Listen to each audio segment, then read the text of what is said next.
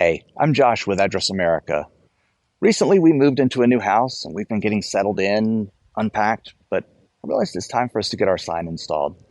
I want to show you how I'm going to do it and maybe show you a few things along the way. This is the sign that we chose to install. It's our boardwalk with a name writer, a flagpole. We've got the flag that's the love is a four-legged word because we have too many dogs and cats. On a 58-inch pole, and at the end, we're going to put a decorative solar light on top. I'll show you how I do that after we get the sign installed. So we're going to go and find where we want to install it.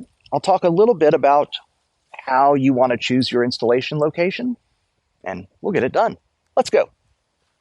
All right, so now that we're out here by the street, I'm going to find a place to put the sign. Now, there's a couple of guidelines I like to follow. One, most important, you need to make sure that wherever you put the sign, it is clearly visible from both directions up and down the street. It's not obstructed by anything because you want headlights to be able to hit it at night. You want people to be able to see it. Two, I want to make sure that it's close enough to the street so that it's easy to see from a distance. Usually I like to set it a few feet back from the road. Now, right here, I've got a sidewalk. I'm going to put it just far enough back from the sidewalk so that people going up and down the sidewalk, they're not going to run into it or hit it. And number three, typically I like to put it between the driveway and the front door. That way it clearly marks which house is your house. So I think where we're going to go is somewhere right about here. This seems like it's going to be a good position where I don't have obstructions and it should be clearly visible. So now I'm going to go grab the sign, I'm going to grab a rubber mallet, and we'll get it installed. All right, so now I've got my sign and I've got my rubber mallet. I'm going to use a rubber mallet today.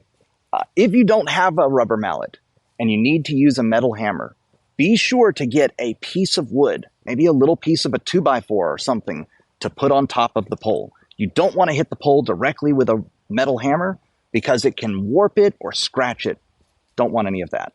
So now that I've got it in position, I'm going to go ahead and start tapping it in. It should go on into the ground because the ground is a little bit soft. We've had some rain.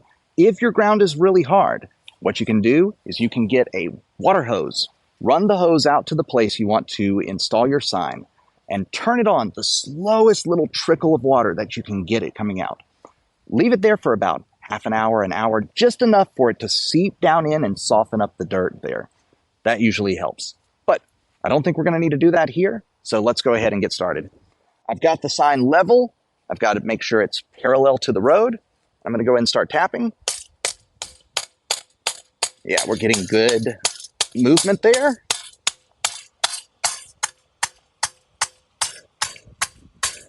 Now, still needs a little bit further.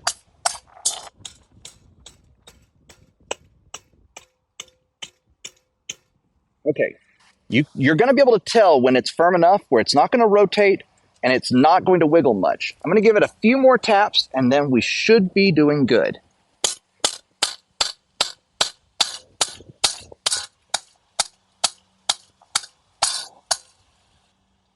And there we go. Now, we've got it tapped on into the ground. I'm going to go grab the solar light to put on top and I'll show you how we're going to install that. All right, so I went and got the decorative solar light to go on top of the sign. Now, if you didn't get a solar light, this is the point where you'd put your decorative finial on top instead. Remember, the important thing about the sign is the numbers and the reflective material we use for the numbers. This is the same type material used on street signs, speed limit signs, so when cars are driving down the road, they hit that material, hit your numbers, and it's easy to see. So, to put the solar light on, first, we're going to go and take it out of the box. This is the box you should get your light in. You're going to pull it out. I'm going to toss that over there for a moment. Now, before you put it on, first we're going to take the top of the solar light, turn it counterclockwise just a little bit. And there's a little battery tab here. I'm going to pull that tab out, and we can put the top back on. Finally, place it on here. And now, we're done.